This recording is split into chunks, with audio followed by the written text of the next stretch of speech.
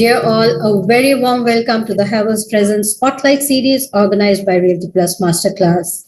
Spotlight is a unique webinar series which explores the dynamics of lighting, featuring nationally and internationally acclaimed consultants, designers, and experts who share their knowledge and expertise on the future trends in the world of design, technology, and lighting.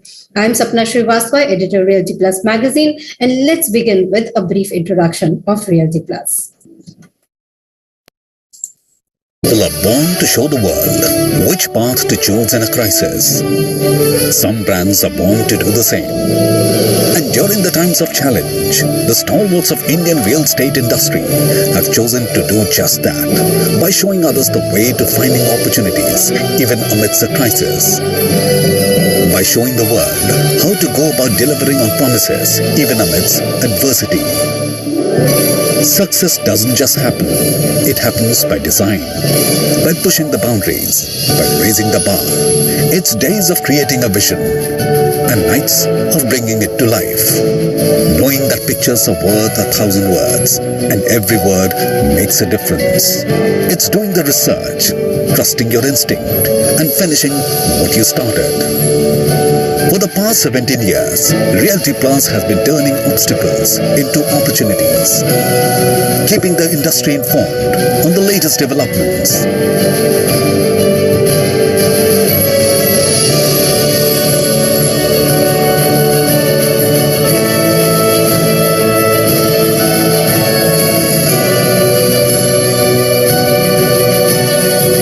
Innovating to inspire debate and discussion.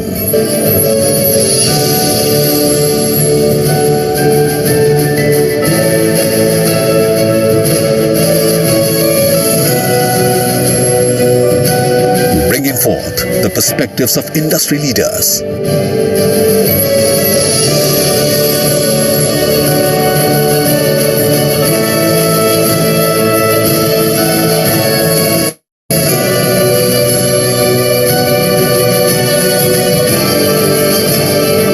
Honoring hard work and achievement.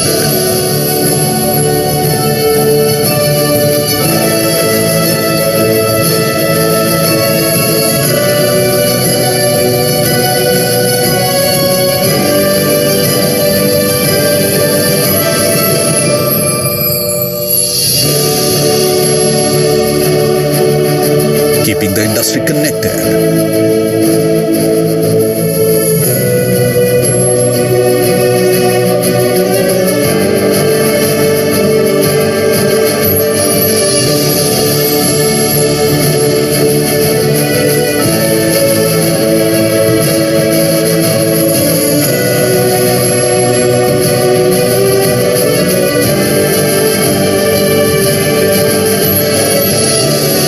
Is what we are built on.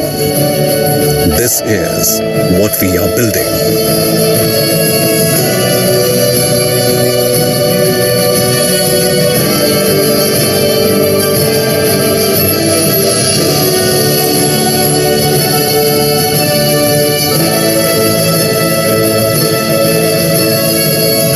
We are Realty Plus, and we lead the way.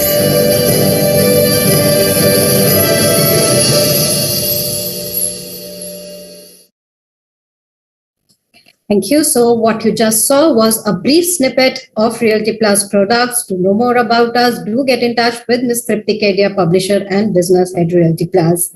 Let me now introduce Ms. Sudeshna Mukhopadhyay, Vice President, Havells India Limited, who will be joining us.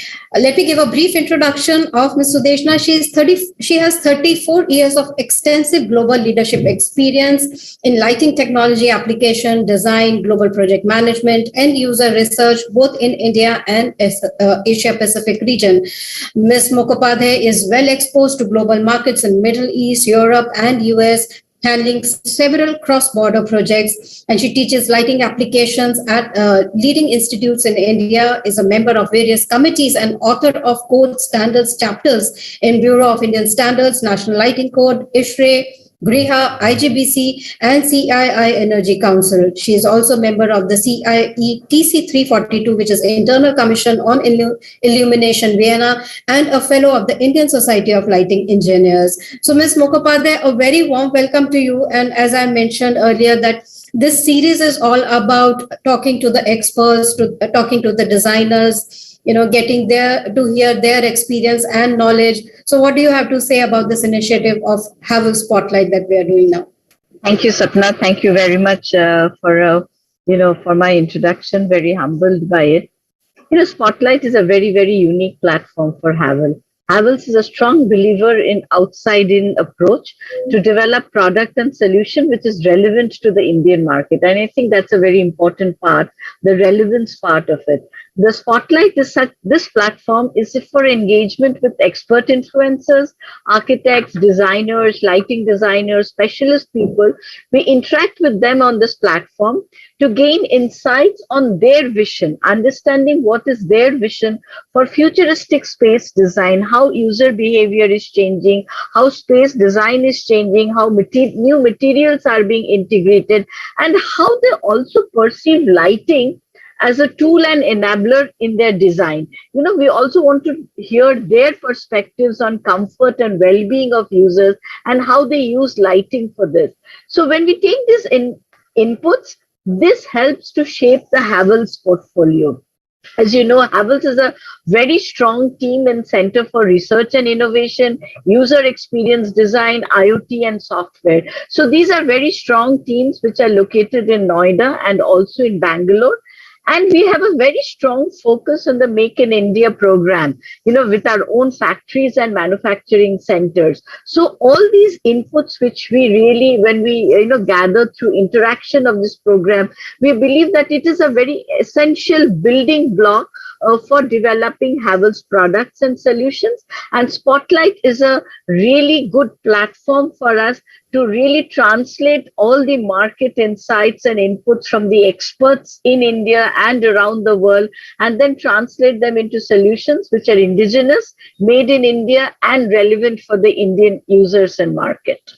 That's right. That's very correctly said. Communication is the key, keeping the pulse of what the end user wants, and who better to understand that but the specifiers themselves, the designers themselves and the consultants themselves. So thanks, Ms. Mukhopadhyay, for setting the tone of the day. So as you mentioned, let's now welcome our eminent speaker of this session, architect Milind Pai, CEO and founder Milind Pai Architects. Let me give a brief introduction of our speaker today. A first-class graduate from JJ School of Architecture, Architect Pai established his firm Milind Pai Architects and Interior Designers in 1987. Since then, it has evolved into a dedicated team of professionals committed to designing excellence and offering comprehensive service in interior designing and project consultation. The firm works on various verticals like luxury residential, commercial, boutique retail, institutional, medical, and boutique hospitality, and has executed projects in more than 30 Indian cities like Delhi, Surat, Pune, Bengaluru, Nagpur, Indore, Hyderabad, Kolkata, Guwahati, Puducherry, Jodhpur, Bhubaneswar, Raipur, etc., and also international cities like Dubai, Singapore, and Muscat, apart from now exploring projects in the USA. So a fantastic portfolio. And now let me welcome our multifaceted speaker of the day, Architect Milind Pai. I give you a very warm welcome. Thanks for joining us here. And let me hand it over to you now. Yeah, so thank you so much, Sapna, and welcome to my co-panelist, Sudeshna. And I'll straight away go to the presentation because I think we are very short on time. So can everyone see my screen right now? Not yet, Architect. Give me a moment. I'm just stuck in.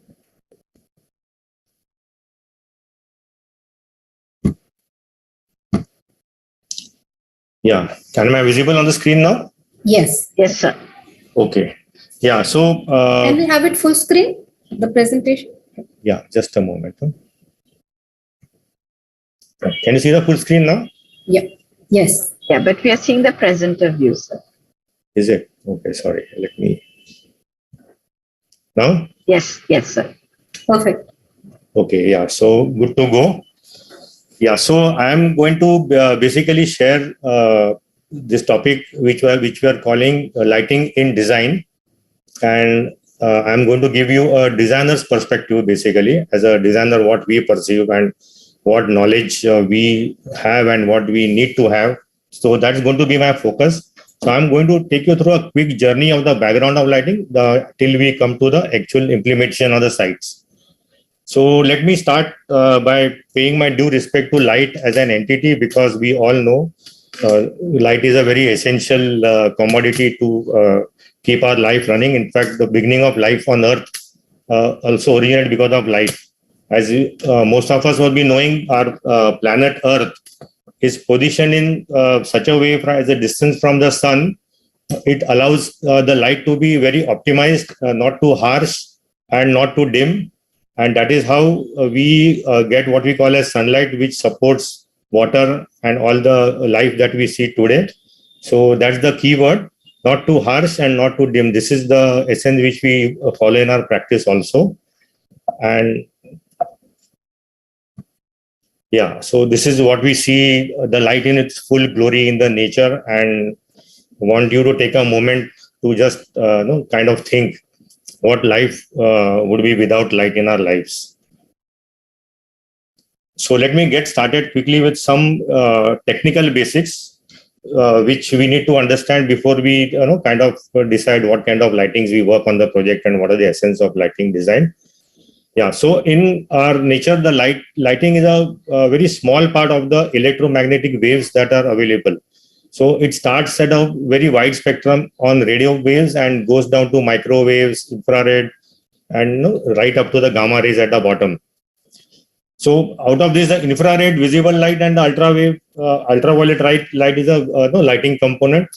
And what is really visible to eye is this broad spectrum from 400 to 700 nanometers, as we technically call it. So nanometers is actually 1 billionth of a meter. So you can imagine how small the waves are. And if you look at the size of the waves, so 700 waves is larger and 400 is small. So with this kind of a wavelength, as a designer, we have to understand the smaller the wavelength, the more energy is released in that particular wavelength. So this is also a basic funda we need to know while we are designing our lighting. So whiter the light, more the energy. Another concept which also I need to quickly browse through is this circadian rhythm that affects the human body and mind. And this is what does, it releases melatonin, which is a hormone which is secreted by the brain, and which actually puts the person to sleep. So it has its own cycle in the night and the day. You can see that in the diagram. And what we also do in the lighting is understand this melatonin and circadian cycles. And when we design our lighting for particular spaces, we need to keep this also as part of our technical expertise. This is a quick reference to how a human eye perceives a vision, basically. So we can see the two diagrams on the top. One is in a standing position and one is in the sitting position. So as we get sharper in the center, but the basic cone of vision in standing is 45 degrees up and 45 degrees down. And in a sitting position, it is 30 degrees up and 60 degrees down. So while designing spaces, we need to keep this cone of vision. Of course, it gets sharper in the center, which is very evident in the drawings. I'm not explaining that further. In the sitting position, if you look at from the top, it's 65 degrees on either side. So these are certain parameters that you need to keep in mind while we are designing our spaces. Yeah, and a quick reference to how a light behaves. In this slide, you can see item number 1, 2, 3, and followed by 4 and 5. Next slide. So the first phenomenon is the absorption. So darker and more coarse the surface, it absorbs light more, and when it absorbs light, it leaves behind more energy on the surface. Coming to the next behavior is the transmission of light. So transmission is what when the light passes through any medium, it has its effect, and it gets affected by the thickness of the medium and the type of the medium. Third aspect is the interference. Interference, like there are too many lights going on probably in an unplanned direction. Then either you get overlighting, or the light cuts each other and it gets underlit, and that is not a right way to design on any kind of design project. Reflection, we all know we start our day with a mirror, and this is the way the nature has its own glory of showing us a reflection example and how it creates space around us perception. And the last component is the refraction, is when the light passes and the light rays bend through a certain medium, and then they kind of create an illusion. So these are the 4 or 5 factors that we need to study technically when we are designing our projects on the components or the materials, and the placement of objects and stuff like that. So let me get a little closer to the topic now. So lighting in design, as a designer, when we look at it, it is half science and half art. So science is more about the technology which the different lighting companies and inventors and keep updating all the time, and the technology changes, the type of lighting changes. And art is a subject which, of course, we designers are majorly part of it, but vendors also are equally in a partnership with this. So it could be anything from a very basic minimal light fixture to a highly decorative or like a design feature, which may even pass off as an art feature if it is not lit up. So this is the bandwidth in which our lighting moves as a designer. Yeah. So a quick example of how lighting can help us perceive our architectural spaces. Like in the first example, you see the Louvre Museum, where you can see the lit up component and also the transparency of the medium. And you can see how it acts in the background to the palace, Louvre Palace behind. The second example on the top, we are seeing how we can enhance the curves and the shapes by using lighting in a very, very smart way. And third example I'm giving to show how a light grazes surfaces and how we can highlight motifs and the design features of a particular architectural project. So the examples are self-explanatory, I think, and I don't need to really describe in technical terms all these 8 things. So similar thing happens in our interior field also. So interior field also, the light is a very, very important component for our design, and I believe it actually where the structure stops, the lighting takes over. And you can use lighting to enhance surfaces in many ways. You can know where to locate your light, what kind of intensity of light you want, what kind of temperatures we should graze on certain surfaces, what kind of angles we need to put. So many things are there in lighting. Even the color of lighting can make a big difference in the same surface with or without the lighting. So this is a very, very important tool for us designers. That is a given basically.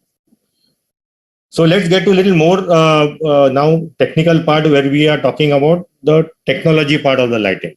But before that, I want you all to understand what is the effect a light can create on the space that we design. And here are certain things that, as a designer, we need to be sensitive and need to understand. First thing is the lighting can change the perception about people when you're in a work or whatever environment, the way you do your lighting. Lighting can alter your eating and sleeping patterns. Like just we saw about the circadian rhythm and other habits that a human person has to follow a cycle. Lighting can influence decisions. Lighting can affect our moods. We are going to see that in our forthcoming slides. Yeah, so quickly I'll run through some technical key parameters that we need to understand while we are designing our lighting. I'm not getting into very, very technical zone, but I'm going to just create some kind of thoughts in your mind as to what we should be looking at. So most important is the distribution of the light and the brightness. So there's always a jugglery while designing. What should be the spacing? What should be the grouping, and what kind of light? The output of the light, the lux level should be balancing with the spacing. So this is a key component of our, when we design our lighting plans. Next is selecting the correct fixture, whether how appropriate is that fixture for that particular requirement. Third is the design part, the appearance part, basically. So what kind of lighting fixture you are selecting from design point of view. Fourth and a very important component is glare, which many of the projects I have seen people tend to ignore, and I'm going to touch that subject also very fast. So third is the appearance of color, where there is a color specific requirements. I think one needs to understand how to choose your lighting. Positioning of lighting is a very important factor, and that also I'm going to give you some examples. Specific requirement of different type of spaces, like any vertical, like residential, commercial, hospitality, they have some basic requirements. So that also I'm going to show you some examples. And of course, the installation and the maintenance, which is a very, very important component, which the lighting manufacturers like Havells should also bear in mind, because that is where sometimes people choose a good lighting, but if it's not maintainable, then we run into problems a few years from installation. So let me take you to a quick example of how this is a very basis of how the lighting should be done. In the first picture, you see the light is falling on the object, but it's evenly dispersed, so we don't see the detailing of the pen. Okay. And the second, we are seeing the detailing of the pen, but because the lighting is too glary and very, very sharp and very focused, we are losing the background because of the punch of the glare. And third is what we should be actually achieving, a perfect balance of glare and ambient lighting. This is again one basic funda we always should keep in mind while you're designing the lighting. So here I'm talking about a big dilemma for designers who are not very, very technical, but sometimes we need technical assistance as to what kind of light fixture we need to choose for our project. So all these light fixtures which I'm mentioning are available in the market, but the call has to be taken very, very carefully as to what is the requirement of that space. Like the first one is the GLS incandescent bulb, which we all know. Tungsten halogen is more of an event lighting fixture. Metal halides for very, very powerful spaces where like stadiums and all. Then mercury vapor lamps is slightly outdated, but it was used to be used in mining and old particular shops, what you can think about. Fluorescent, we know about tube lights, compact fluorescent are those CFLs, what we commonly call. Sodium vapor is the street lighting. LEDs, we know everyone. And there are something like organic lighting, which goes into more complex technology like television screens and all those things. So this is one important aspect which we need to study when we are basically thinking about designing any lighting. Here, quick run through the kind of fixtures that we use. Right from the left top, we can see the recessed core lighting. Then we have a hanging pendant. One is just reflecting on the ceiling. The second hanging pendant is giving a glow on the ceiling, at the same time throwing light down. Then these are these recessed CFLs which we normally use, recessed incandescent lights and wall washer lights, then sconces, and under the cabinet lighting and the task lighting. So these are a few examples. There may be many more, but just to give an idea of what kind of permutation and combinations is what we need to juggle around when our lighting design takes place. So here is one interesting example of how a light fixture versus the light output behaves. So in my left particular picture, you can see the effect of light, but if you look at the light source, you can't see any kind of a lighting, or can't even imagine there is a light coming out of this picture. So this is a kind of a totally anti-glare phenomenon in the black cone, basically, which is we are seeing in the first slide here. So black cones doesn't glare at all on the fixture, and it just throws the light down. So these three pictures is a little bit comparison of how a black cone versus a mirror finish cone versus a polished cone will behave. So here you can see absolutely no surface glare also. Here you can see a slight tone somewhere, and here you can actually see a remote fixture. And of course, there are white spotlights what we use many times. I know they actually are quite visible and they are glary on the eyes, but this is something which is an anti-glare kind of a technology which we should try to achieve.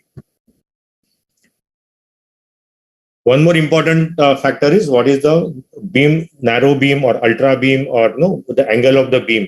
So depending on all these features, we know how to highlight a certain material or just let the lighting flow into each other without making any kind of a cones, or like just focus on a certain subject at a typical angle. So these are the various factors that we employ. I'm not getting into again details. They are self-explanatory here. Okay, this is another important factor, color rendering index, which many of the professionals do not understand without active help from the consulting team. So this is when your designs are very, very color specific and you want to see colors in a place like fabrics or some kind of a museum. So you should also be studying the color rendering index, and the values from R1 to R8 is what are very, not very, very strong colors. And from R9 to R15 or R14 are very strong colors. So when you're doing a specific project like that, you should bear this kind of a criteria also in mind and see the R value of the fixtures. So something like 100 CRI is almost like a normal sunlight. And as we go lower, you can see the bluishness comes in. So most of the fixtures can achieve up to 70 to 90. So that's the value which we are looking at in normal fixtures. 100, I am told it's very difficult to achieve the exact daylight. But this works in only one specific project where you want a color rendering index to be enhanced. Glare is one factor, as I said, many of us tend to ignore, and one can see, there is something like a direct glare and indirect glare.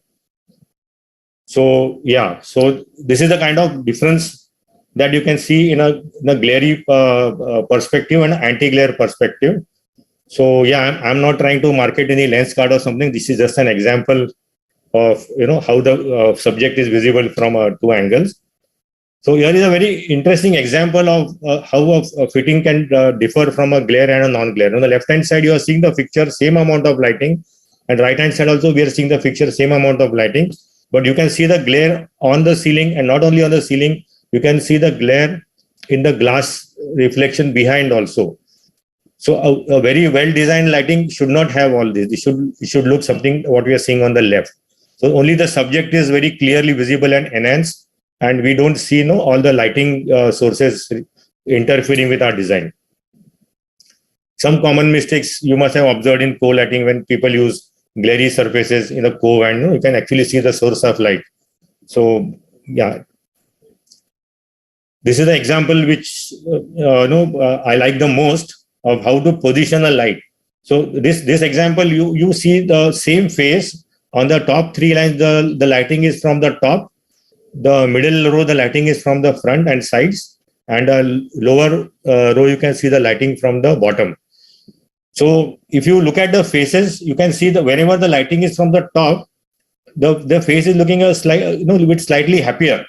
And if you see on the bottom, the face is looking very scary. So this is what light does to our design. It can make it look very nice, or it can make scary also. So one can always keep this example in mind while designing.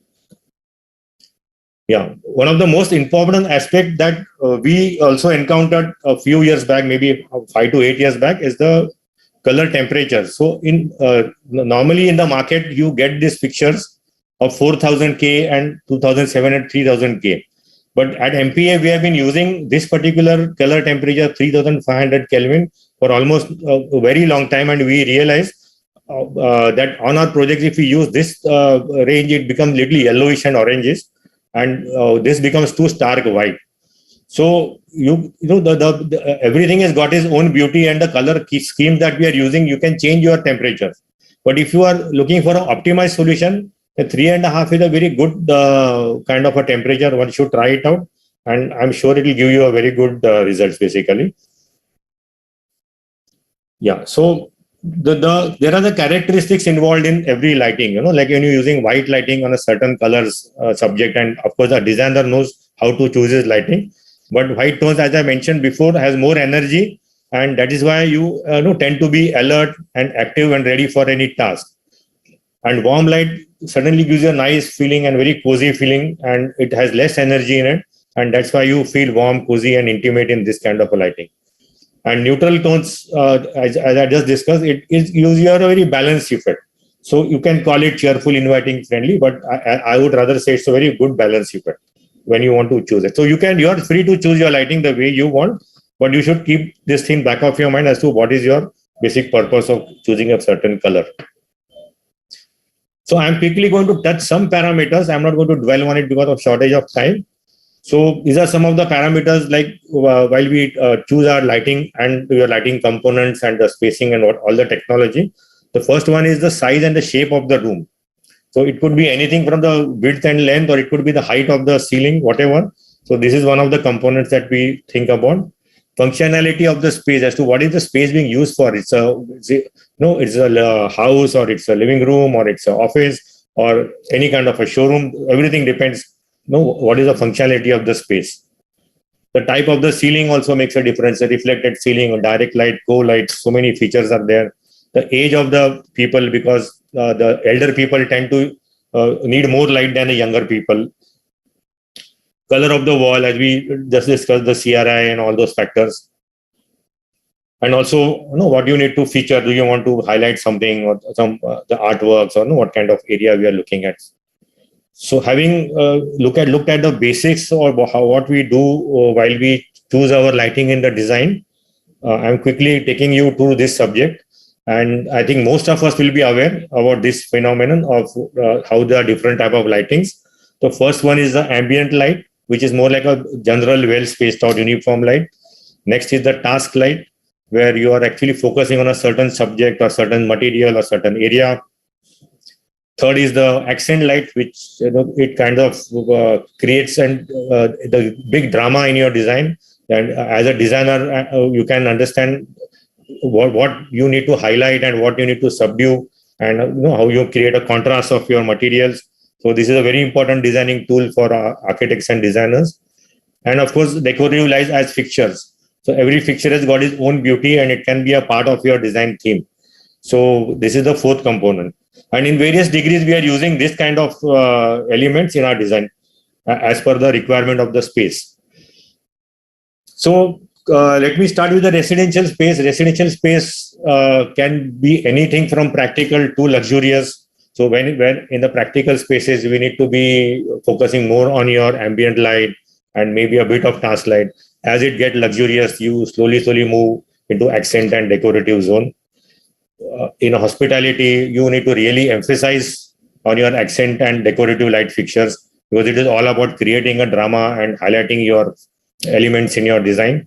So it is just one step above your luxurious interiors. So starting with basic interior, luxurious interiors, hospitality interior, you can see the variables of how we design our lighting themes.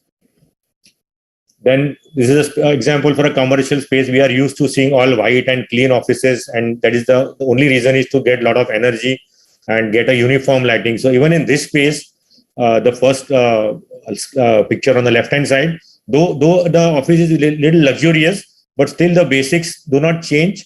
The lighting is still accent lighting, and the light is uniformly distributed. There are no shadows, and where there are shadows in the background space, here you can see the scallops and little drama, but not in the working space. Similarly, in the example below, in the reception zone, also lighting is so well dispersed. There are not really punch factors anywhere. But this is the way you can use design and lighting as a combination, and don't really need to stick to a very, very stereotype way of lighting. Same way, we have this cabin where the lighting is directly becoming like a task lighting on the sitting and the table. Of course, it can get white like the other areas, but it's for the designer to choose how a commercial lighting can be designed. Medical and institutional lighting is by default always white, very bright. We need a lot of energy in these spaces, and we as designers can choose. But one important factor we need to keep in mind is if we can avoid the glare, it would be a very, very good design and create the same kind of an ambience. Retail space is all about highlighting your elements and your products and creating drama of the foreground versus background, and what you need to really highlight. And is a lot of task lighting and accent lighting comes in play here. And of course, the ambient light has to be there, and decorative light also has to be there. But the focus is more on the task and the decorative lighting. Yeah. So landscape is when we perceive a landscape, the first thought that comes to our mind is materials, serenity, no glare, very, very cool and composed elements being highlighted. So I think by now we all know what kind of lighting we are looking for in landscape also. So I'll move further. Yeah. So now I'm coming to the new buzzwords that we are seeing in the technological front and on all our projects and the demands that are coming from our clientele. So to begin with, I think automation is one particular phenomenon that almost we are encountering on all our projects now. It is no longer restricted to only residential or any high design project. It is there in all kind of technically highlighted projects also. So what automation does, basically the basis of automation is it integrates various features that go into a space and project, like your power, you can your security, your audio visuals, your what is it? So all these things can be all featured in one particular component, and the software plays a very important part. And what most important part of this particular automation feature is it eliminates the human interface. So because of that, a lot of time is saved. The efficiency of the products goes very high, and we can start relying on the factor because everything is pre-programmed. So automation is a thing that can go from a small room to a very, very big complex project also, like a hotel, or it could be an infrastructure project, it would be IT park. So it's a phenomenon that has come to stay with us now. And we just cannot think about any project without automation nowadays. So smart home is just one component of the automation that we were just talking about. So what smart home does is it works on Wi-Fi, or it can be even on power cablings and data cablings. And what basically it does, it integrates all the appliances and the devices in the house, and you can use them to control from various modes, like a remote control. You can do it from a sensor. There are various type of sensors and timers. There are switchable mediums. There are mobile apps. And nowadays we even see the sound voice command like Siri and Alexa. So this becomes like a total package for a house. And no high-end design is nowadays complete without using this smart home technology, basically. So moving little further than that, this is the latest addition to our smart homes and automation. And it is getting better and better. For last 2-3 years, we have seen a lot of demand coming in this segment also. So this is about the smart lighting, which is a very intelligent lighting with inbuilt chips that talk directly to your devices. So, but though it is limited only to lighting, but when we do projects, I think most of our automation and lighting finally get focused on lighting element by itself, and the smart homes feature to the other areas. So this component is very interesting because you can do all the features that you can do in automation with your apps and the remotes, but at the same time, you can also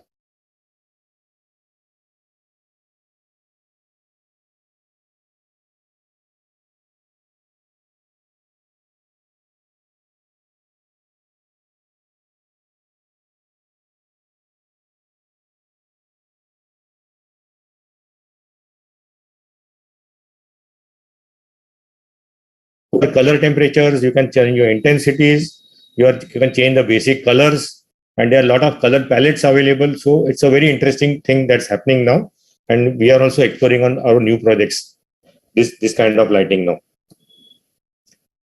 Yeah, so we are moving further to this concept called mood lighting, which is again a very important part of designs in residential and hotel and also offices.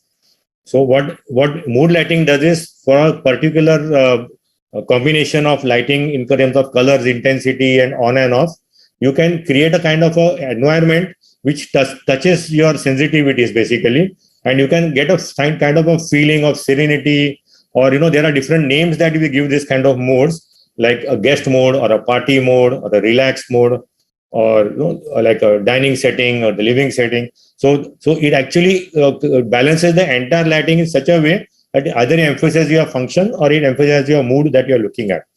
And contrary to the, people's perception, it can be not only in the residential property, but we are seeing more and more demand coming in offices segment also nowadays, especially the conference and the main areas, and even the cafeteria zone, basically. So yeah, I will move to this specific chart now, which also shows there are certain aspects of feelings that are associated with the colors. And I'll just read out a few of them, like a green is associated with the rejuvenating, healing, and good health. Red is more for passion, energy, increasing appetite. And blue is serenity, calm, peacefulness. So this is again a big subject. There is a subject which we also call as chromotherapy, which actually talks about healing through color of lighting. So again, that's a very vast subject, not in my scope of discussion today. But I think I've tried to cover most of the aspects as how a designer or an architect should perceive or think and put inbuilt in his design planning when he is looking at lighting as a major part of his design. So let me summarize the whole discussion in a very, very simple format for all of us. Yeah. So what does lighting actually do in our design? So this is a self-explanatory slide which I want you all to understand. It creates a warm and aesthetically pleasing environment while keeping it functional and secure. It integrates and balances ambient, task, and accent lighting into everyday spaces without creating various settings and moods. It establishes a path of illumination through various spaces to allow comfortable transition and movement from one area to another. Like how one space can be a different zone, what we create, and some lighting has to be a transition between those zones. It also enhances and strengthens the character of a space by highlighting areas of interest and intricate details, which we also saw in our slideshow. Creates flexible visual themes to take you from dawn to dusk in various settings in a system that is easy to maintain. So I think with that, we come to the end of my presentation, and I request all of you, let us light up our lives, and along with that, our designs also. Thanks, Architect Pai. That was some very interesting points highlighted. And Ms. Sudeshna is also here with us. Ms. Sudeshna, Architect Pai, in his presentation, he had mentioned about the influence of lighting, the different requirements of various spaces in terms of lighting. Now, technology, he also touched upon how technology is now becoming a big factor in our lighting requirements. How have you seen the transformations as a solution provider? What are the transformations you have seen in the way designers are using lighting products, lighting systems? It's been first of all, thank you, Architect Pai. It was really, really so enlightening to listen to you. And, as a person who has been almost 35 years now, this is my 35th year in the profession of lighting. His presentation itself is a very good, reference on how lighting has changed. When I started the career, lighting was used as an, equipment to give you light to work. It was always perceived as something which is guzzling energy. So energy efficiency or, efficiency was something called upon. So it was always efficiency and lux, and that was the language of communication from the industry and also with many of the designers.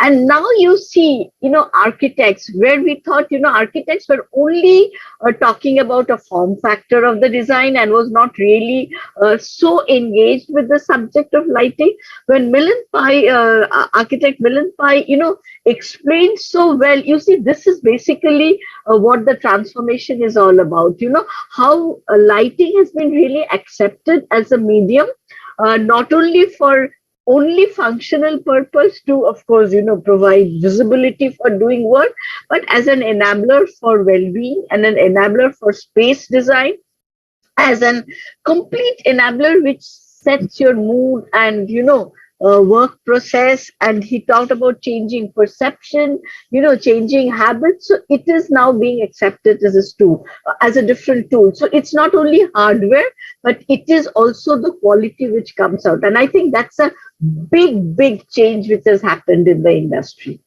That's right. So it's not, we only used to hear lighting, circadian, this thing, terms like these only from lighting consultants. But now even designers are talking about Absolutely. it. They are, talking about mood lighting. They are talking about smart lighting, and not only talking about it, but incorporating it in their projects. Absolutely. So they understand it better. Architect, what do you have to say? This is the basic change or the shift that you have seen in the industry, that, designers are now more aware about what lighting can do for their projects? Yeah. So typically, it's a very hard task for vendors and technology to make an ingress into any design field, because few years get lost in communicating and making people understand. So this is not something which is really new, but when it catches up, it hits like a tsunami, and then, all of a sudden everybody's talking about it, and you just can't not afford to talk about it now. So it has to be an essential part of our design, and whenever we complete our design presentation, the immediate first subject we talk to our clients is lighting, because there are times when the fixture sourcing can make a big difference. Whether we are doing automation or not, automation makes a big difference. And when we educate the client on all these aspects and tell them this is the very important subject, and now it's no longer, you can ignore this aspect. So a lot of clients are immediately on board, and they kind of collaborate with us on getting lighting also as a very important part of our design.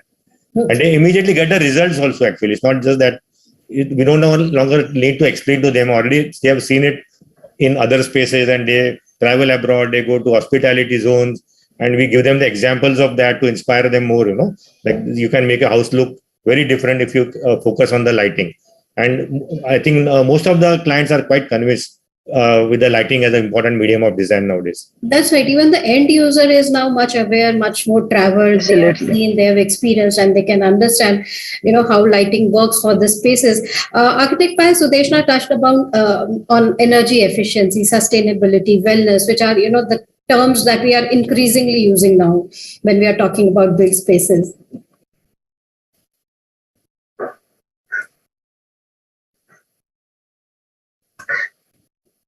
I think Architect Pai is there with us. Yeah.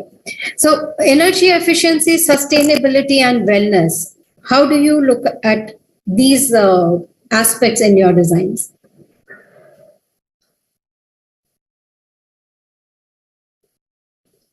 Maybe he seems to have a little bit of a Let's have your views, Sudeshna. In the meantime, by the time he joins us back, how do you see? You interact with a lot of designers. How they are looking at these three main buzzwords that we are talking about too much now: sustainability and energy efficiency and wellness.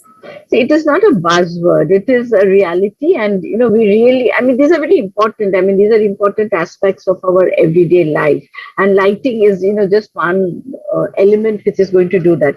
Energy efficiency is something which has always been there. It was sort of a cornerstone for any lighting solutions for years together. It started with the oil crisis. So if you see even conventional lighting products, the evolution of it energy efficiency has been the anchor point for product development, which is getting added on now as additional layers is sustainability, and that's a real larger aspect. So energy efficiency is an important part of the sustainability story, but not the only point.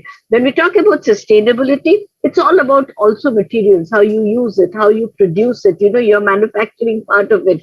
What's the end of life? How do you dispose it?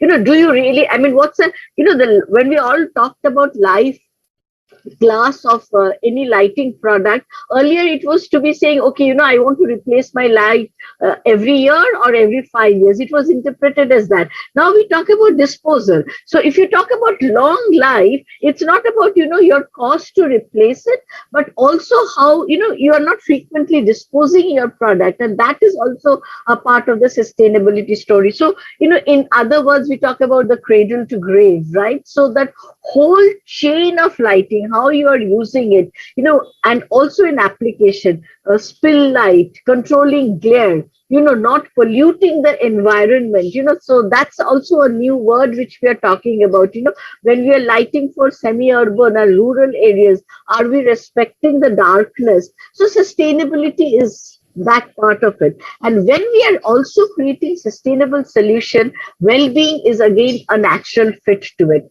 Well-being of human and well-being of the planet itself, so sustainability also enhances the well-being. So we talk about well-being of plants, animals, the sky, and of course humans when they are talking about, inbuilt environments. So these are two really very, very important pillars of design.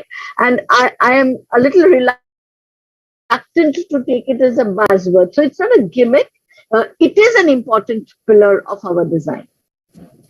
Architect Pai, coming back to you, when we talk about sustainability, as Sudeshna was mentioning, sustainability, energy efficiency, wellness, in design, it is about you plan it right to get the best energy efficiency, plan it right for sustainability, plan it right to have, well spaces that are good for the health of the occupants. So design and technology, how are they integrating when we are talking about these three things: wellness, sustainability, and energy efficiency? Yeah, so see, sustainability is definitely the buzzword now. I think a few years back we were just hearing that, and now every product is having some kind of a sustainable argument, and you also cannot avoid talking about sustainability for our current generation also and the future generation. So that goes inbuilt while we are talking about any product.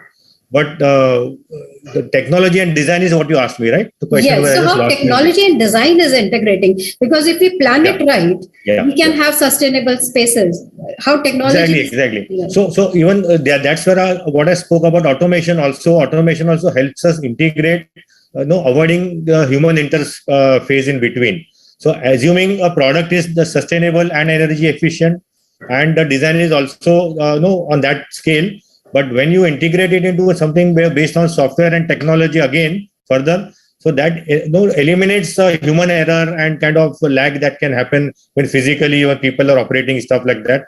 So the whole ecosystem that gets designed right from the product to the technology of implementation, not also designing right up to the implementation. So it's an entire process, and every project and every client is nowadays conscious about the energy wastage and how the product ROI on the product pricing that you are spending.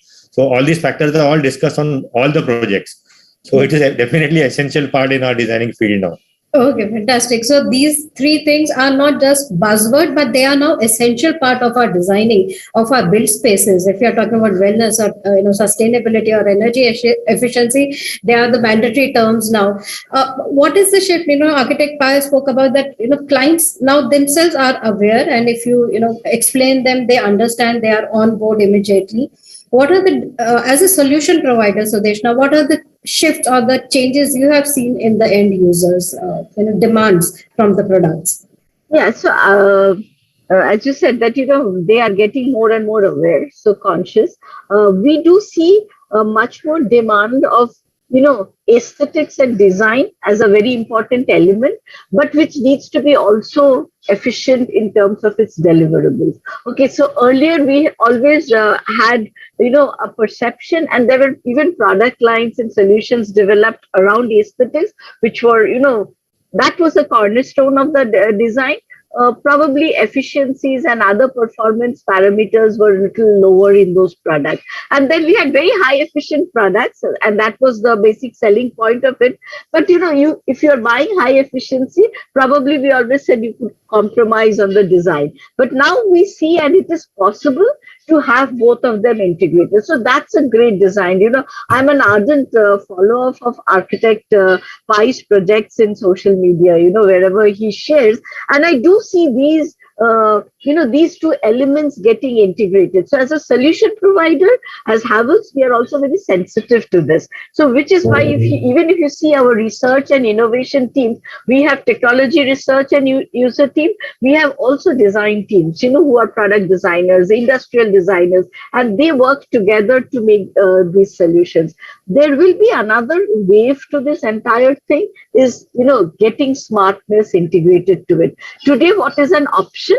It's just going to happen like the mobile phone industry, right? In the early 90s, it was probably a very, very, not everyone was using it, and it was something which was very aspirational. Today, it is a part of everyone's life across Part of our bodies, I believe now. and across socioeconomic levels, right? I mean, you go through any socioeconomic status, everybody has a mobile phone. So the smart part of it is also going to be one integral part of it. I think designers like Architect Pai, I mean, these will become integrated features, right? He mentioned a very interesting thing about his preference of 3500 Kelvin. As a manufacturer, as you know, like Havells, we are into our own manufacturing. Imagine if every architect and designers, they would have their preference, how many product lines would you really have to develop?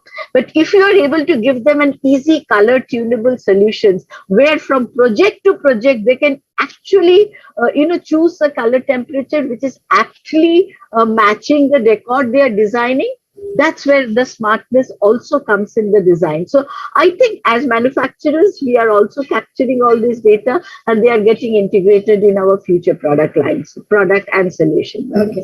Dr. Pai, we, coming to you now, we have the solution provider here. What are the challenges when we are talking about technology, we are talking about advanced products? What are the challenges that you face when you are adopting these, standardization, interoperability, third-party integration? Are there certain challenges that you would like to probably, we are having an honest conversation. So what are your challenges?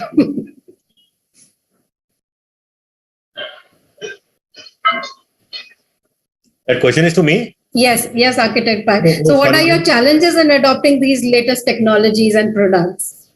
Honestly, if you have an open mind, there are no challenges, because there is always a dilemma for people in my position is when we are looking at a new product, has it been tested before on the projects or not?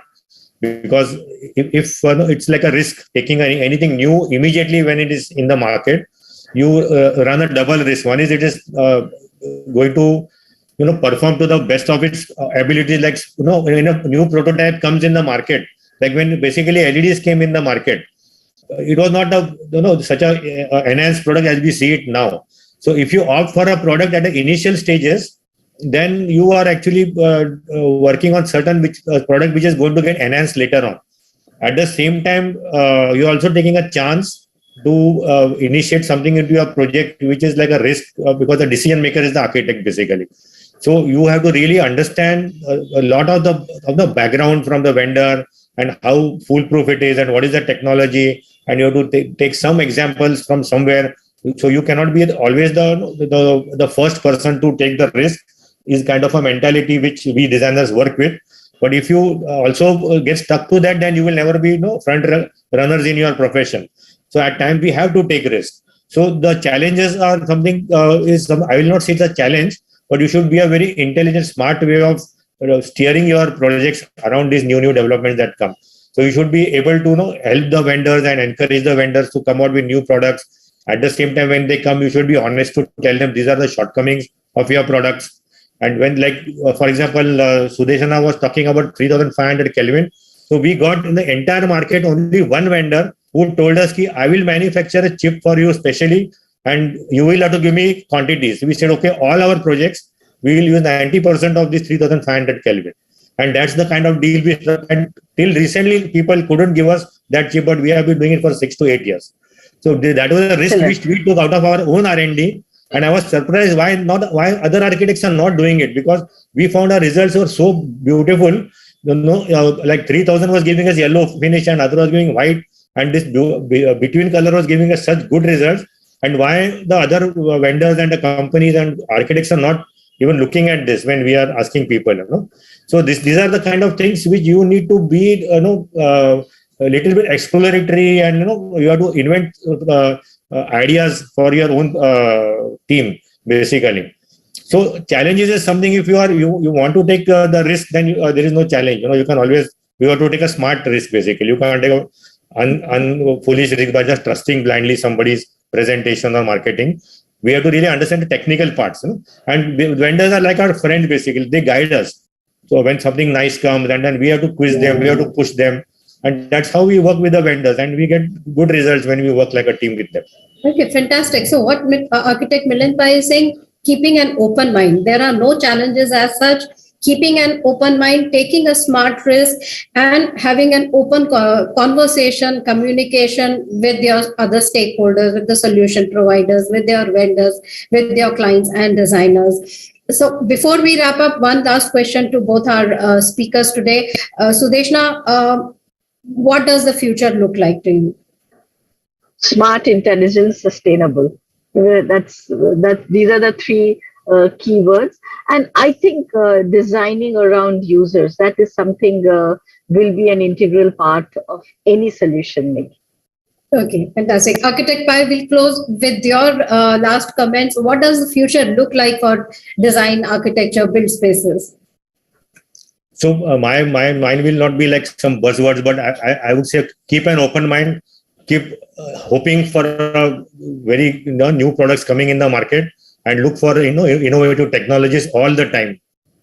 Mm-hmm. So that would be my thing. I don't want to be a very specific predicting kind of a thing, but every time we keep looking at a new technology, and as soon as it enters, we have to make sure how to integrate in our designs. Yes, be open to innovation, be open to new ideas, be open to new products. Yeah, so and vendors are sometimes our teachers. Actually, we don't fully take credits when we design a good space. It is because of the vendors' innovations and the product they brought for us. That is how we also get to use such products on our projects. So they are actually our partners in designs. That's right. It's a cross learning, cross experimenting, cross innovating and bringing something new, not only in the market but also for our end users, because it's at the end of the day it is the clients who should be happy. So thanks Architect Milind Pai and Ms. Sudeshna Mukhopadhyay for sharing your views and for taking those questions. I think that was a very enlightening conversation we had, where Architect Pai very openly said that this has to be, the architects have to be open to figuring out what they want and then communicating it in the right way to the people, also communicating the shortcomings of a product or a system so that the best outcome can be achieved. And Ms. Sudeshna talking about how solution providers are also now looking at communicating with the specifiers, with the influencers, with the end users to determine the products that they want to bring in the market. So fantastic. I think, a special thanks to Havells India for presenting this knowledge sharing session for the benefit of Indian design fraternity, and also to our awesome audience for sharing their, questions and their queries, which we took up with our speakers. So thank you once again, Architect Milind Pai, for being here with us, sharing your time, sharing your expertise and knowledge with us, and Ms. Sudeshna Mukhopadhyay for being here with us and sharing your views. Thank you once again. And till we meet again, take care, all of you, and goodbye. Thank you. Thank you so much. Thank you, Architect Pai. Thank you, Sudeshna. Thank you. Thank you, everyone.